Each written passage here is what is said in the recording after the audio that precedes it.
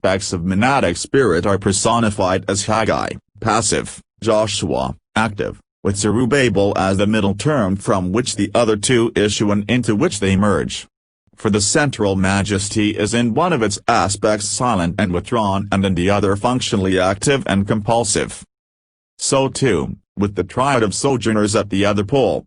They represent the unitary human ego or personality also in its threefold aspects. They are the incarnated antitype or physicalized reflex of man's archetypal unincarnated and overshadowing spirit. Hence they are designated sojourners, as being but transient consociated pilgrims or wayfarers upon a plane of impermanence, in contrast with the enduring life of the deathless spirit whose projection upon this lower world they are. Psychologically, human personality is distributed into a passive negative subconsciousness and an active positive intelligence, linked together by a central coordinating principle, the combined three constituting man's unitary individuality. My ego with its central and directive power of will is my principal sojourner, my subconsciousness with its passive intuitional capacity, and my practical intelligence with its active and connecting powers of thought and understanding, are my assistant sojourners. Let me see to it that, like their symbolic representatives, they are kept clothed in white and so able to reflect and react to their correspondences in the eastern or spiritual pole of my being. The nexus or connecting medium between man's spiritual and bodily poles is represented by a third triad impersonated by the two scribes and the janitor. The more important of these scribes is attached to the east pole and is as it were its emissary towards the west, the other is associated with the western pole and his activities are directed eastwards, whilst the doorkeeper is the point of contact with the world without. In one of their many significances they typify the middle term between spirit and matter, the astral medium or psychic bridge, in virtue of which contact between them is possible. Heavily veiled beneath the sacramentalism of a council of the Jewish Sanhedrin, the royal arch ceremony therefore exhibits in a most graphic manner the psychologic rationale of the final stage of regeneration. To the literalist, unacquainted with the fact that, in both sacred writ and the teaching of the mysteries, surface appearances are always intended to be transposed into spiritual values and that quasi-historic characters are meant to be impersonations of philosophic facts or principles, some difficulty may be felt on being asked to translate the quasi-historicity of the ceremonial text into the spiritualized interpretation here offered. The education and enlightenment of the understanding is, however, one of the deliberate intentions of initiatory rites, and until the mind is able to rise above merely material facts and habituate itself to functioning in the truer realm of ideas which materialize into facts and make facts possible, there is small chance of its profiting from rites like T-hos of Masonry, which are of wholly negligible value but for the spiritual force and vitalizing energy of their inherent ideas. It may, therefore, be both helpful and a corroboration of what has been said if we scrutinize the Hebrew names of a chapter's officers. What they yield upon analysis will demonstrate that those officers impersonate ideas rather than represent persons. 1. Zerubbabel, Prince of the People. The name literally means the sprouting forth from Babel, or from among the people. Babel and people are two forms of expressing the same idea and the English word is almost identical with the Hebrew one. Society as a whole, the multitude, the people, bibeloi, as it is in Greek, at all times of the world's history constitutes a Babel of confused aims and interests. But there are always individuals intellectually or spiritually in advance of the crowd and whose ideas, teachings or examples shoot ahead of it, and to such leaders the name Zerubbabel would apply. But this illustration does not express the deeper sense in which the word must be construed, which is one of personal application. The individual is himself a mob, a chaos, a multitude of confused desires, thoughts, passions, until these are brought into discipline. But, present even amidst these and sprouting up from among them, the ordinary man is conscious of a higher and spiritual element in him, which he may cultivate or disregard, but which in his best moments flames up above his lower disordered nature, convinces him of the errors of his ways, and entices him to live from that higher level. That loftier element is expressed by the word Zerubbabel. It is the apex and focus point of his spirituality as distinguished from his ordinary carnal intelligence, the summit of all his faculties, the prince of his people. Those same faculties or people are referred to in the word meaning my people having obtained mercy, or become regenerate, and in the text the people that sat in darkness have seen a great light. 2. Haggai the prophet. As has been shown before, the spiritual principle differentiates into a passive and an active aspect. Haggai represents the passive aspect and signifies at once the blissful and self-contemplative nature of the spirit. It is called the prophet because of the power of insight and omniscience characterizing that which transcends the sense of time and abides eternally, and because it projects into the lower intelligence intuitions, foreglimpses and intimations of a prophetic nature. From the same word is derived the Greek word hagios, holy. 3. Joshua, the son of Josedek, the high priest, personifies the active executive aspect of spirit. Literally Joshua means the divine savior, and Josedek divine righteousness, whilst the high priest connotes a mediatorial factor between man and deity. The title in its entirety therefore intimates that the human spirit or divine principle in man functions intermediately between deity and man's lower nature to promote the latter's salvation and perfection. We have previously shown how the master mason must be his own high priest and walk upon the checkered floor work of his elementary nature by learning to trample upon it. Thus the three principles form a unity figuring man's spiritual pole in its triple aspects. They represent the summit of his being as it lives on the plane of the spirit holy, royal, supreme blissful because in a state of holiness or wholeness, royal because a son of the King of all, powerful because of its power to subdue, transmute and redeem all that is below its own purity and perfection. 4 and 5. Ezra and Nehemiah. In the great mystery system of Egypt, which long anteceded the Hebrew system, the regenerate candidate, who had achieved the highest possible measure of self-transmutation of his lower nature, was accorded the title of Osiris. It was the equivalent of attaining Christhood.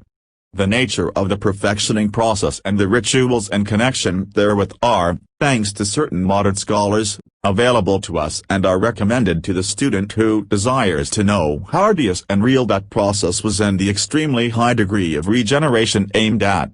In Hebrew the title Osiris became changed into Azarias, and sometimes Zeruiah, and shall further corrupted into Esdras Ezra, the name of the senior scribe of the royal arch. To understand the significance of the two scribes Ezra and Nehemiah it is necessary to recall that, in the biblical account of the return from Babylonian captivity, these two are leading men. Transposing this historicized narrative into its spiritual implication, Ezra and Nehemiah personify two distinct stages of the mystical progress made by the candidate who essays to renounce the Babel of his lower nature and, by reorganizing himself, regain his native spiritual home and condition.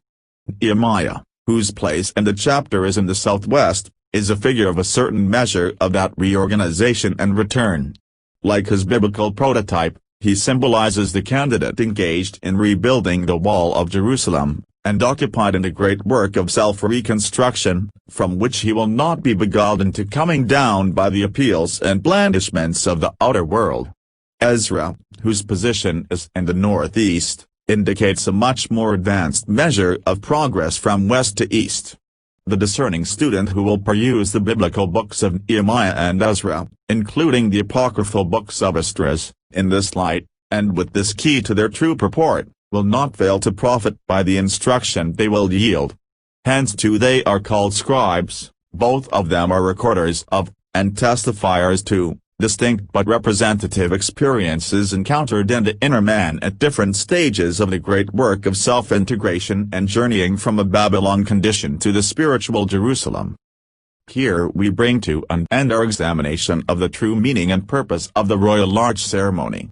Dealing as it is with a supreme human experience which none can fully appreciate without undergoing it, it is the greatest and most momentous rite in Masonry. and no one who studies it comprehendingly and in its sacramental significance will withhold admiration either for the profound knowledge and insight of the now unidentifiable mystic and initiate who conceived it, or for the skill with which he compiled it and cast his knowledge into dramatic expression. The pity of it is that those who practice the right make no effort to penetrate its meaning and are content with the unenlightened perfunctory performance of a ritual which even exoterically is singularly striking, beautiful and suggestive. The least reflection upon it must suggest that Masonry is here dealing with the building work of no outward structure, but with the re-erection of the fallen, disordered temple of the human soul, and that even assuming that it but memorialized some long past historic events, those events can have no vital bearing upon the life, character or conduct of anyone today and would not justify the existence of an elaborate secret order to perpetuate them. But if those events and this rite be symbolic of something deeper and something personal, if they sacramentalize truths perpetually valid and capable of present realization in those who ceremonially reenact them, then they call for fuller and more serious attention than is usually accorded. Moreover, if the royal arch be the symbolic representation of a supreme experience attained and attainable only in sanctity and by the regenerate, it follows that the craft degrees leading up to and qualifying for it will take on a much deeper sense than they commonly receive and must be regarded as solemn instructions and the requisite preparation for that regenerate condition. The craft is unfinished without the attainment foreshadowed in the royal arch. That attainment in turn is impossible without the discipline of the preliminary labors, the purification of mind and desire, and that crucifixion unto death of the self-will which constitute the tests of merit qualifying for entrance to that Jerusalem which has no geographical site and which is called the City of Peace because it implies conscious rest of the soul and God. For many, the suggestion that the attainment of such a condition is possible or thinkable whilst we are still here in the flesh may be surprising or even incredible. But such doubt is unwarranted, and the Masonic doctrine negates it. As has been already shown to the contrary, that doctrine postulates not the absence but the possession of the material organism as a necessary factor in advancing the evolution of the human spirit. That organism is the vessel in which our base metal has to be transmuted into gold. It is the fulcrum furnishing the resistance requisite for the spirit's energizing into unfoldment and self-consciousness. Physical death is therefore not an advancement of, but an interference with, the work of regeneration.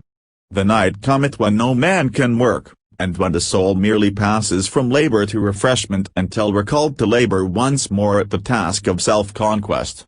It is but figurative of that necessary dying to self which implies the voluntary decreasing assertiveness of our temporal nature to permit of a corresponding ascendancy of the spiritual.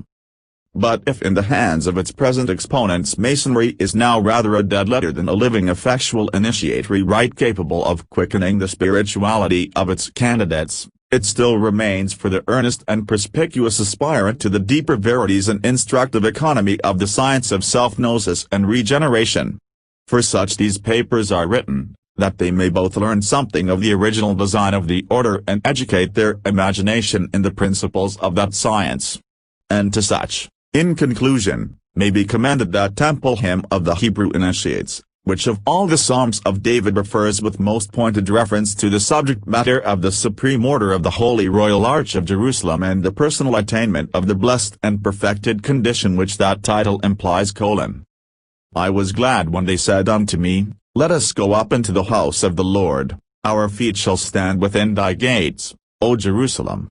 Jerusalem is builded as a city that is compact together, thither the tribes go up, the tribes of the Lord. For there are set thrones of judgment, the thrones of the house of David. Pray for the peace of Jerusalem. They shall prosper that love it. Peace is within her walls and plenteousness within her palaces. For my brethren and companions' sake I will say, Peace be within thee. Psalm 60. In those few lines is sketched all that is implied in the symbolic spectacle that greets the eyes of the Royal Arch Mason at the supreme moment of his restoration to light. Exalted into and become identified with the supreme bliss, peace and self-consciousness of the all-pervasive and omniscient Spirit, He sees how he has gone up out of the Babylon of his old complex and disordered nature and upon its ruins has built for himself an ethereal body of glory,